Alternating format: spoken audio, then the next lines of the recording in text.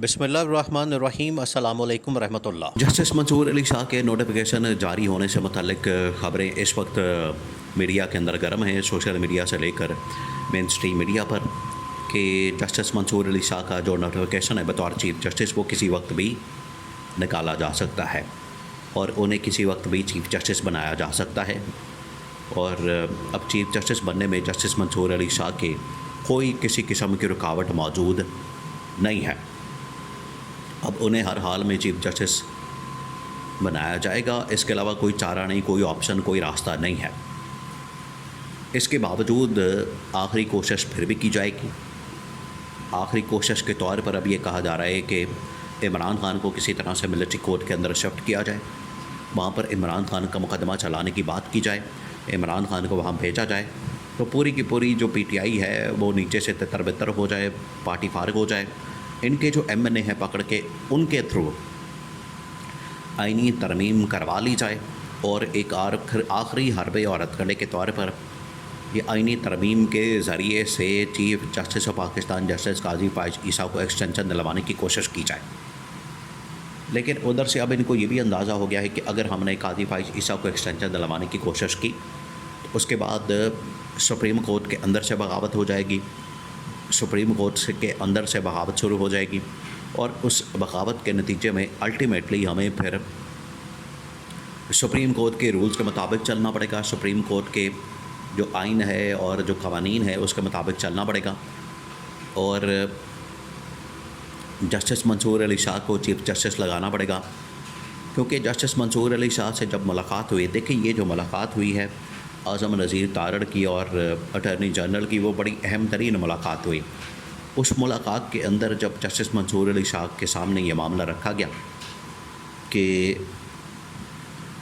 आप आईनी तरमीम से मुतालिक या काजी फाइज ईसा की एक्सटेंशन से मुतालिक क्या कहते हैं, तो उस मुलाकात के अंदर जस्टिस मंसूर अली शाह के सामने जब ये बात की गई तो मंसूर अली शाह ने कहा कि देखें, बात यह है कि आप इस आईनी तरमीम को ज़रूर करें, आपने किसी को एक्सटेंशन देनी है, कोई प्रोग्राम है, आप ज़रूर करें, आपने जो भी करना है करें, लेकिन ये आप करें 2030 के बाद से। अब 2024, 25, 26, 27, 28, 29, 30 इस वक्त तक तो 3-4 जो चीफ जस्टिस हैं वो किसी सूरत भी इस बात को नहीं मानेंगे, वो किसी सूरत इस बात को तस्लीम नहीं करेंगे कि हमारा रास्ता रोका जाए और हमारे चीफ जस्टिस बनने के अंदर कोई रुकावट पैदा की जाए। और इसके अंदर जो 3-4 जज हैं उसमें जस्टिस मंसूर अली शाह पहले हैं,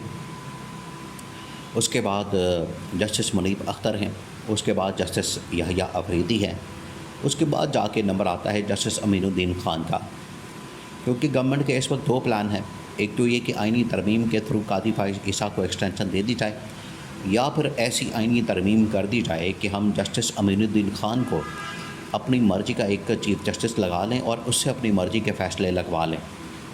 या बनवा लें। ये इनका प्लान है। तो बीच में से ये जो 3 जजेस हैं टॉप के सीनियर, ये इनको फ़ारिग करना चाहते हैं, इनको चाहते हैं कि ये फ़ारिग हो जाएं, इनकी छुट्टी करा दी जाए, इनको किसी तरह से फट्टे पे रखा जाए और ये चीफ जस्टिस ना बन सके। असल मसला तो इनको इनके साथ ये है। तो जब जस्टिस मंसूर अली शाह के सामने ये मामला रखा गया तो जस्टिस मंसूर अली शाह ने ऐसी किसी तजवीज़ को मानने से इनकार कर दिया। उन्होंने कहा कि ये इसकी वजह से आप सुप्रीम कोर्ट का पूरा जो मैकेनिज़्म है या सुप्रीम कोर्ट का जो पूरा स्ट्रक्चर है, जो पूरा जो ढांचा है, आप उसको तबाह कर देंगे और उसके जो नुकसानात हैं या उसका जो फॉल आउट है या उसका जो इम्पैक्ट है वो बड़ा ख़तरनाक होगा, आप ये काम ना करें। तो उन्होंने ये काम करने से साफ इनकार कर दिया, मना कर दिया, हुकूमत को रोका और कहा कि अगर इसका कोई खौफनाक इम्पैक्ट आता है तो उसका फिर खमियाजा भी हुकूमत को भुगतना पड़ेगा। अब ये मंसूर अली शाह को भी अंदाज़ा हो चुका है, काजी फाइज ईसा को भी पता लग चुका है कि ये जो एक्सटेंशन है, ये प्रोग्राम काजी फाइज ईसा लेना चाहता है, लेकिन उसने भेज दिया मंसूर अली शाह के पास कि उसके कंधे पर रखकर बंदूक चलाई जाए। अगर वो हामी भर लेता है, अगर वो इसके ऊपर अपना गो हेड दे देता है, ग्रीन सिग्नल दे देता है, तो उसके बाद हम ये एक्सटेंशन वाला प्रोग्राम आगे बढ़ा सकते हैं। वरना ये प्रोग्राम अगर आप करते हैं तो मंसूर अली शाह समेत बाकी जो जितने जजेस हैं मंसूर अली शाह के साथ तकरीबन 8 जजेस जिन्होंने इन मखसूस नशस्तों के मामले पर इमरान खान के हक़ में 8 की रेशो से फ़ैसला दिया था, 8-5 की रेशो से, ये जो 8 जजेस हैं ये एक तरफ बैठे हैं। तो आप इनको अपने साथ मिला लें, आप या तो इनको माइनस कर दें या फिर अपने साथ मिला लें। अगर आप इनको निकालने जाएंगे, इनके ख़िलाफ़ साजिश करेंगे तो ये 8 जजेस फिर हुकूमत के ऊपर बरस पड़ेंगे। इसी वजह से इन्होंने 8 की रेशो को कम करने के लिए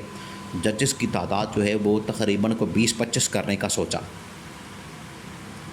कि जजेस की तादाद को हम कर देते हैं 20-25, और ये जो 8 की रेशो है या 8 का जो नंबर गेम है ये ऑटोमेटिकली कम हो जाएगा या माइनॉरिटी में आ जाएगा,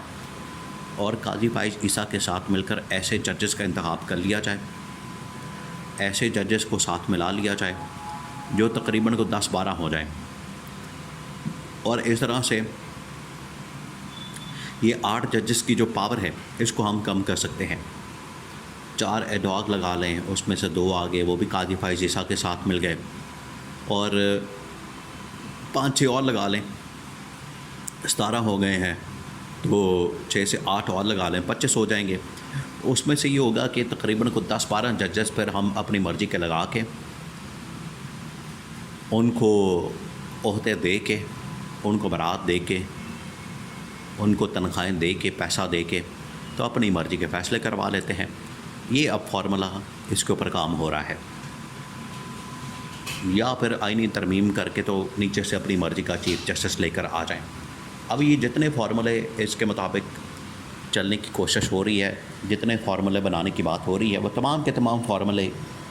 गले पड़ जाने हैं, उल्टे पड़ जाने हैं, क्योंकि मंसूर अली शाह ने तो अपना बता दिया और अपने पूरे ग्रुप का बता दिया 8 जजेस का कि वो किसी किस्म की सुप्रीम कोर्ट में मुदाखलत, सुप्रीम कोर्ट के अंदर साजिश, सुप्रीम कोर्ट के अंदर कोई मुकमका, सुप्रीम कोर्ट के अंदर कोई इस किस्म का रौला, वो कतन बर्दाश्त नहीं करेंगे, ना इसकी इजाज़त दी जा सकती है। और ये बात भी तय है, इनको पता है हुकूमत का ये मंसूर अली शाह के रास्ते में रुकावट क्यों पैदा करना चाहती है, क्योंकि मंसूर अली शाह ने आते साथ ही सबसे पहले इमरान खान की रिहाई और उसके बाद 8 फरवरी के इंतखाबात का केस खोल देना, जिसकी वजह से हुकूमत पर क़यामत टूट पड़नी है। ये वो असल मसला है कि इनके रास्ते में रुकावटें पैदा की जाएँ।